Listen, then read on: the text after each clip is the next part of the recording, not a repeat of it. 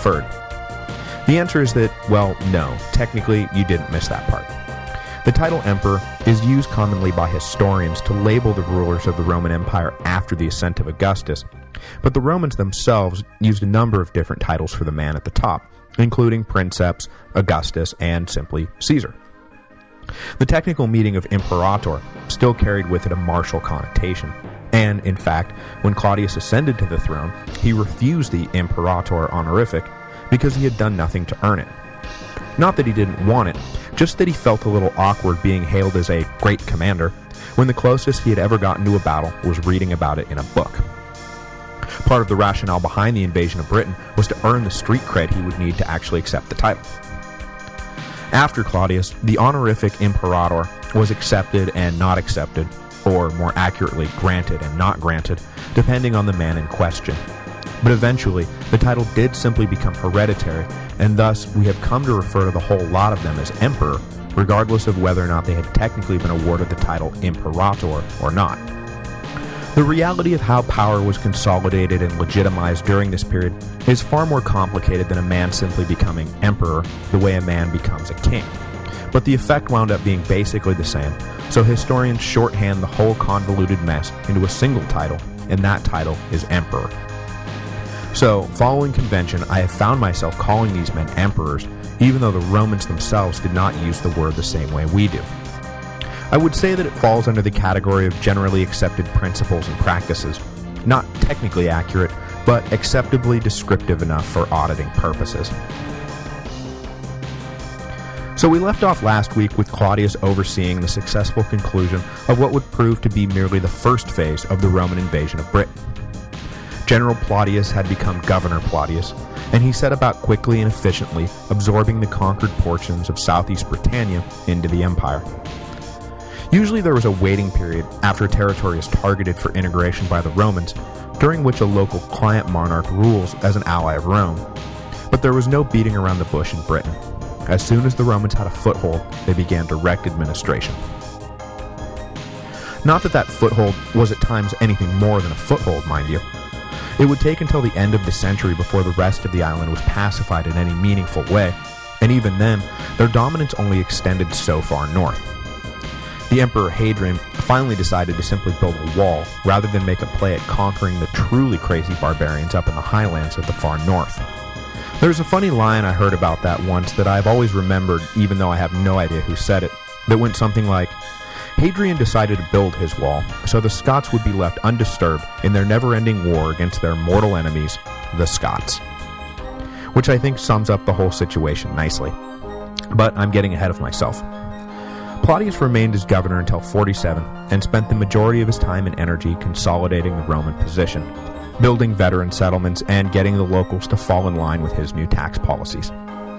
When Claudius was replaced by Ostorius Scapula, though, the new governor decided to push west into Wales. The fugitive British leader Caradocus had fallen back to the defensible western quarter of the island and was using it as a base to run a guerrilla insurrection against the Roman occupation. He spent years harassing and confounding the Romans until he was finally drawn into a set battle in 50 AD. Though the king set himself up as best he could, taking the high ground and building a decent string of fortifications, the Romans were able to penetrate the defenses and once inside the British line, cut through the locals with ruthless efficiency. The Romans captured Caradocus's wife and brothers, but the chief himself managed to slip away. He fled north and tried to take refuge with a neighboring tribe, but the Roman allied queen of the territory immediately handed Caradocus over to the Romans as a show of loyalty. With that, the most prominent and able leader of the British resistance was whisked off the island and taken back to Rome, where he was paraded around as a prized treasure. But unlike, say, Vercingetorix, who rotted away in a cell for years until Caesar found the time to have him strangled, Caradocus was dealt with immediately, and, surprisingly, after impressing the Romans with the utterly unrepentant way that he carried himself, they let him live. He had requested and received an audience with the Senate, and when he stood before them, he gave a memorable speech that wound up saving his life. He said, "I had horses, men, arms, and wealth. What wonder if I was unwilling to lose them? If you wish to command everyone, does it really follow that everyone should accept your slavery? If I were now being handed over as one who had surrendered immediately, neither my fortune nor your glory would have achieved brilliance." Then he asked them point blank to spare his life so that he could remain an eternal symbol of Rome's clemency. Really, it was a savvy bit of work for a man facing almost certain execution, and the audacity of the whole spectacle impressed Claudius, and the emperor spared the British king's life, allowing him to set up a nice little farm in Italy to live out the rest of his days. Before he passes from our narrative, I will let Caradicus have one final word. Touring Rome, he was impressed with the splendor of the great capital, and remarked, "And can you then, who have such possessions, and so many of them, covet our poor tents?" Which, I think, is a question worth asking. With his success in policy and in war, Claudius was cementing a reputation for overseeing a pretty competent administration. Like I said last week, though, more than a few Romans were unwilling to believe that Claudius was really calling the shots, so running parallel and in opposition to this reputation for running a pretty good ship was a reputation for having a pretty good ship run him. And it wasn't just his freedmen who were said to pilot Claudius around, it was also his various wives. Claudius never had the best luck with women. His obvious physical defects made marrying him quite a bit more difficult than finding a suitable mate for his brother or sister. The first time the imperial family found somebody to say yes to an engagement, the match was soon after broken off for political reasons. His next fiancée lasted all the way to the altar, but then died on their wedding day. So, for Claudius, that would be 0 for 2. His third marriage attempt finally took, and he was paired with a woman named Plaudia Urgulanilla, the daughter of a friend of Livia's. Basically, the Augusta was owed a favor, and she cashed it in. The union produced Claudius's first child, a son named Claudius Drusus, who tragically died of asphyxiation when he was just entering his teens. The marriage was destined for a similar fate, and in 24 AD, Urgulanilla was not only accused of adultery, but also that she had conspired to murder her sister-in-law.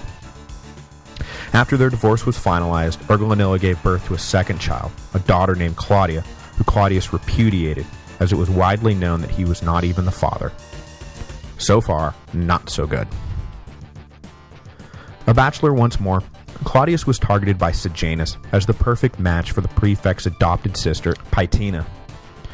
Floating like a leaf down the tumultuous river of Roman politics, Claudius no doubt saw the value in being related to the ruthlessly ambitious Sejanus as the prefect's star was rising.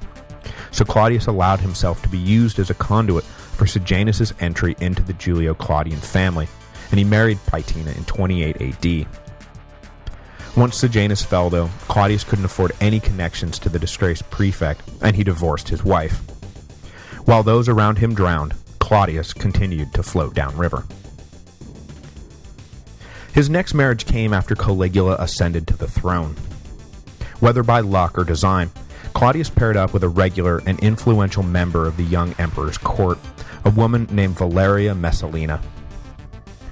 Messalina was an ambitious woman, and while it sure seems to be the case that nobody really wanted to marry Claudius, Messalina was pretty excited to at least be marrying the uncle of the emperor. That uncle was, well, Claudius, was no great problem. Messalina wasn't planning on being tied down, if you know what I mean. The match worked out well for both of them for a time. Messalina was married into the imperial family, and Claudius now had an additional layer of protection to get him through the crazy years of Caligula's reign.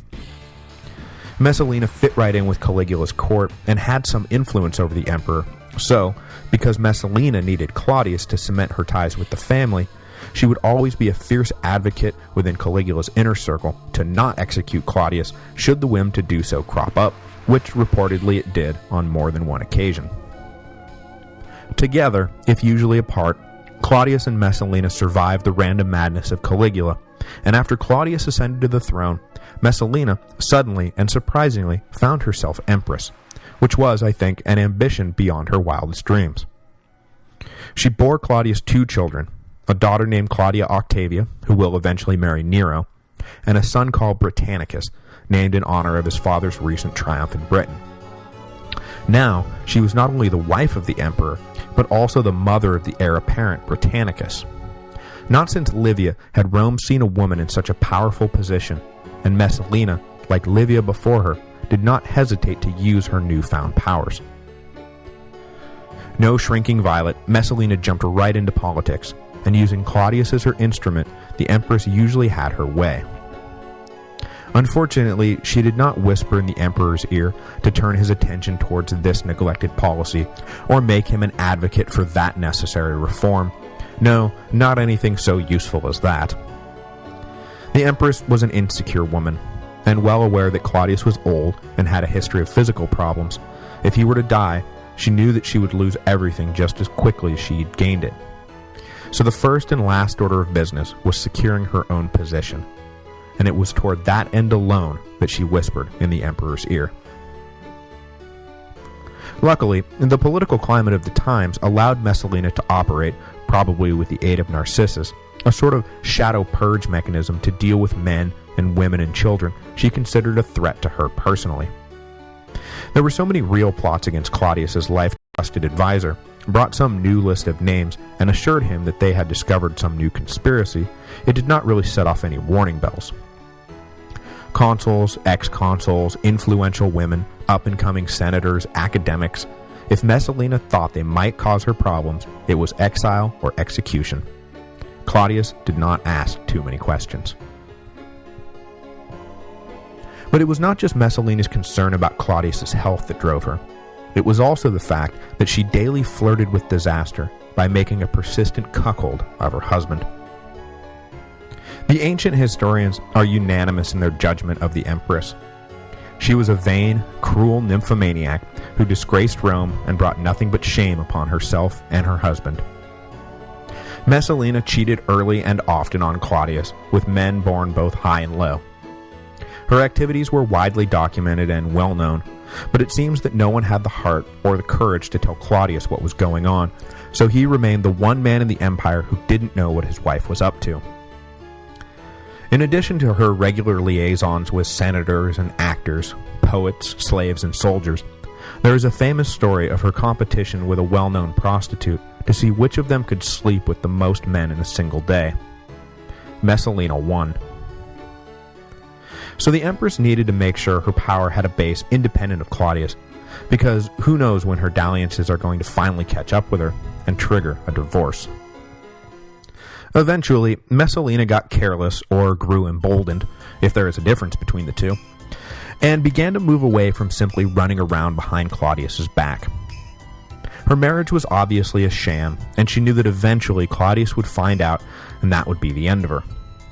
Plus, Germanicus's daughter Agrippina the Younger had been recalled from exile with her son Lucius Domitius Ahenobarbus, the future Emperor Nero. The people had always had a soft spot in their hearts for Germanicus's family, and when she arrived, Agrippina was greeted warmly by the people. At the secular games, held in 47 AD to celebrate the 800th anniversary of the founding of Rome, Agrippina and her son received much more applause than Messalina and her son. The implication was clear. Agrippina and Lucius were full Julians, descended directly from the divine Augustus. Messalina, meanwhile, had no blood ties to the clan, and her son was merely a Claudian. Agrippina, as ambitious a woman as Rome had ever known, was clearly laying the groundwork for her son, the grandson of Germanicus, to ascend to the throne when Claudius was gone. With a ready alternative heir, perhaps even a more desirable heir standing by, Messalina could feel her leverage slipping,